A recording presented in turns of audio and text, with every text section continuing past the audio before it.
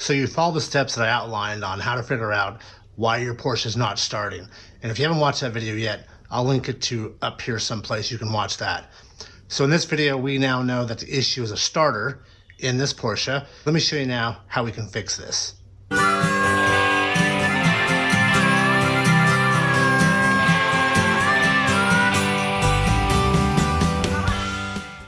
Alright, first thing we need to do is get your convertible top into service mode. And if you're not sure how to do that, I will link to another video up here that you will learn how to do that and how to access the panel behind the seat. So if you don't know how to do that, remember, click up here on that link and we'll get you going on that.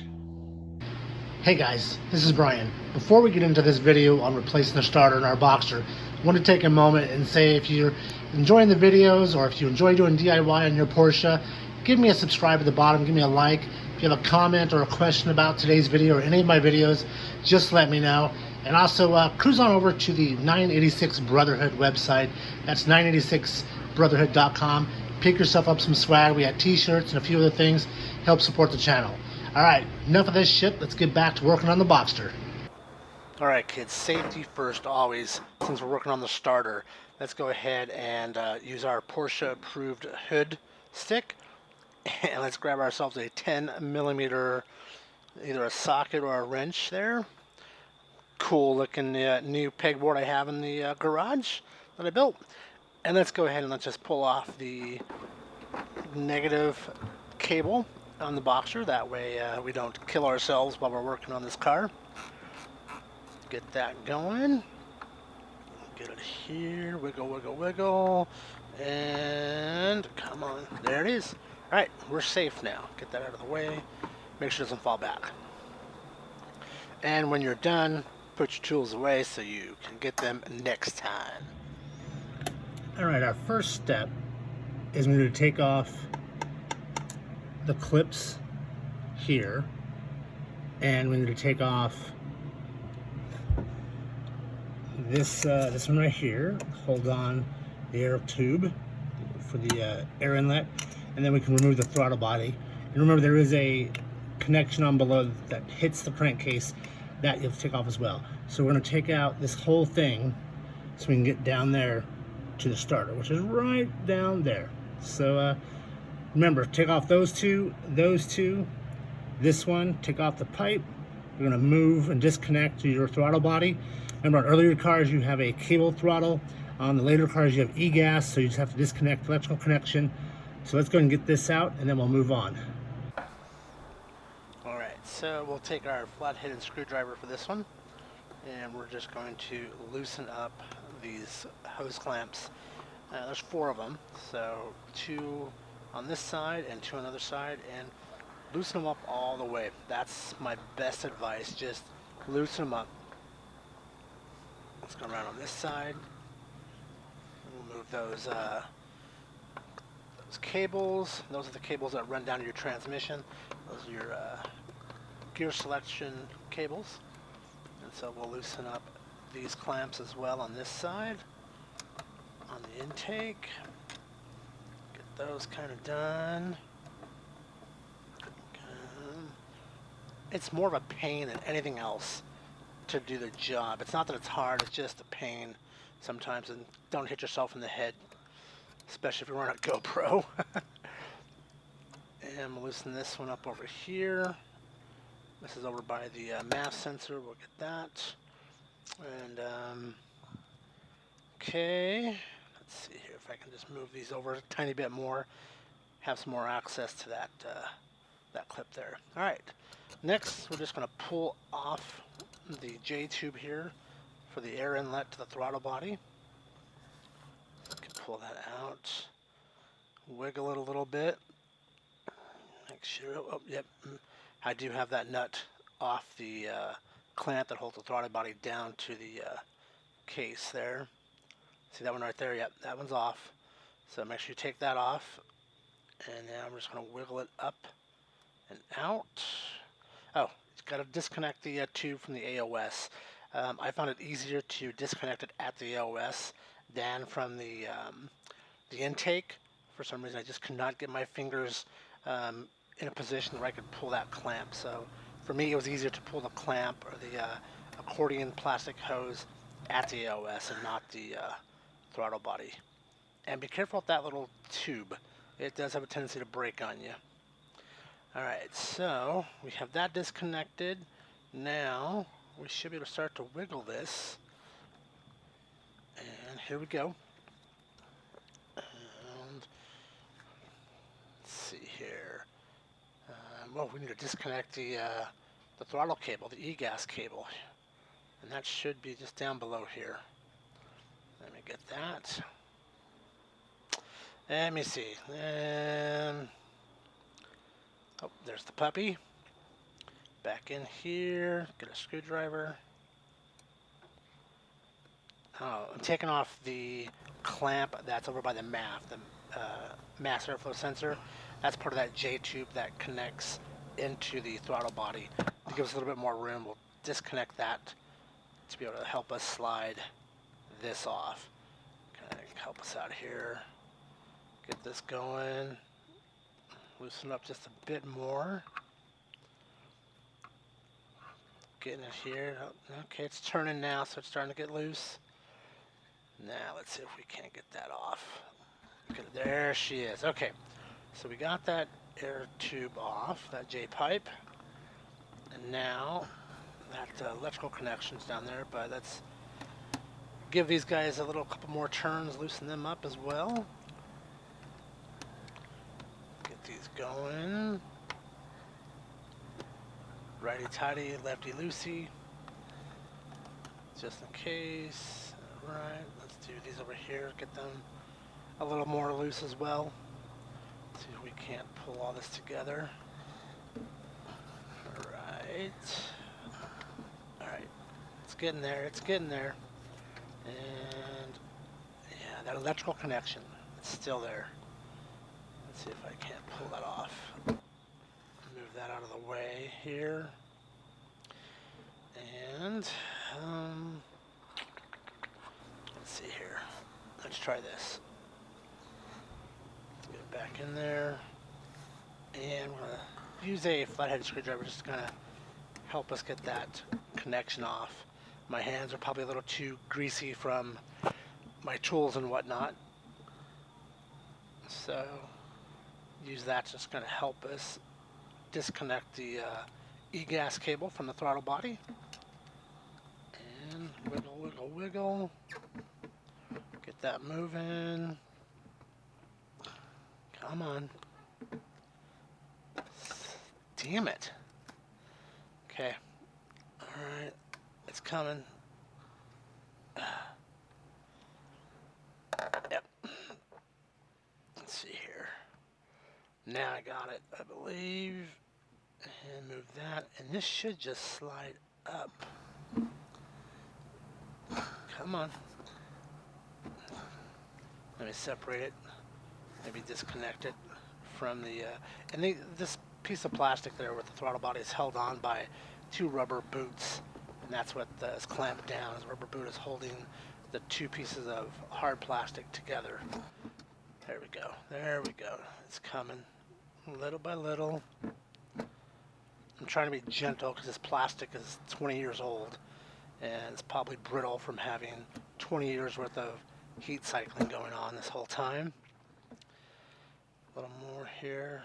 Still. Come on. Get that plug off. There. There we go. Now, let's see here. Let's go to the other side. Maybe I'll have a better angle of attack. Pull those throttle or those shift cables to the side. Kind of lift this up and kind of get it out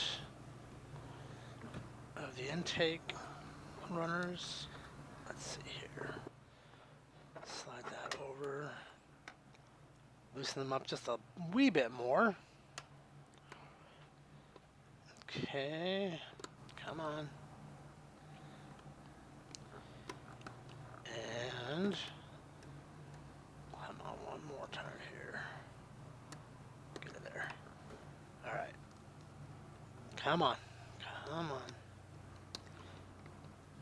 Give us a good one. Alright, let's see if that'll help us out any. I want to kind of swing this up and out is what I'm looking to do here. See if I can wiggle that up. See, it's frustrating just trying to get it up and out of the way without having to mess any of the hoses up. And you have a vacuum hose as well that's connected on the other side of that throttle body, right behind it, that I probably should remove. Let's see here. Here we go. Little by little. It's coming up. Coming up. Kind of move the boots off to the side. Let's see if that will help give us a little bit more room to pull that up. I think I'm getting it here. So, yep. Get underneath there and just kind of pry those apart. Get that rubber boot to move. It's probably been stuck there for years. And yep, it's loose now. Let's see if I can just move it here a little more. Give us a chance to look inside and see how oily it is. Shouldn't be too oily, as when we put the motor in, if you remember back in October, it was pretty simple. It was cleaned out beforehand, so there should be little to no oil residue inside this intake. Let's see here. Come on. Get this to move here for us a little bit better. It's coming. Let's see if I can't move. Yep. That's our vacuum hose down there. I'm feeling, trying to get it to move on me here. See if I can disconnect with my hand. Let's get this up.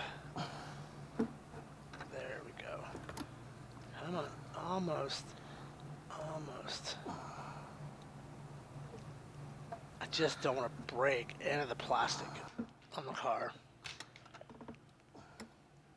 Let's see here. Get this to come up here. Alright, here we go. Now we got it. There we go. Let's push that air tube back. And see a little bit more. Almost got it. Wiggle it a little more. It's all about wiggling, trying to get these rubber boots to move and get that throttle body to move up and out of the way on you. Let's see here if we can get this. And make sure that AOS hose, there's that vacuum line. See if I can't move that. Alright, let me try one more time here, see if I can move this. This should just pop up now. Everything seems to be free. I got it loose on this side. It is loose on this side and free. Now it should just lift. There she is. Right on. And look at that. Hardly any oil residue on the throttle body itself. There's that clamp that fell down. Make sure I get that. Put that over here. And now we have access to the starter. That right there. Those are the cables that we're going to have to undo to get this. Alright, so looking down here on the starter, you can see that there's basically two terminals on this back side. One of those is the positive from the battery directly to the starter, and that other one is the cable that tells the car when you hit the ignition switch, it's what sends the signal to get it to go. So we're going to need a 10mm and a 13mm wrench, I believe, to get that off. Let's see here. Yep, so we'll get this going. Get that, break it loose real quick. There we go. And they've been on there for a while, so give them a little effort here, a little elbow grease. Get them off. Alright. Reach in there now and I can just pull it off now with my hand. And unscrew that one. Okay. Right, here's that 10mm. We'll put it, let's put it right, let's put it over here. Don't want to lose that. Then that other one is a 13mm. And see how it's funny shaped? It's a funky looking shape, and that's one can only go on one spot, and that is going to be the one from the ignition switch. This other one over here, 13 mil, and that is your main lead of power from the battery. And it's actually coming from that B box that sits right in front of, or right behind the firewall. It's a little black plastic box that if you pop it open, you'll see there's a connection in there. So let's get that off now, and make sure I don't drop this. And get that out of the way. Come on. Oh, shit. Oh, well. Alright, I'll get that later. Alright, next, there's two bolts that actually hold the starter to the engine. The first one you can get to from up here. It's 15 millimeter. Get a little effort in there, and that should pop on. Loosen it up a little bit. Try this again. I'm going to use the old breaker bar here. And there it is. Got it. Give it one more turn here. Make sure it's loose. Good. Alright, so let's get that off of there. Okay.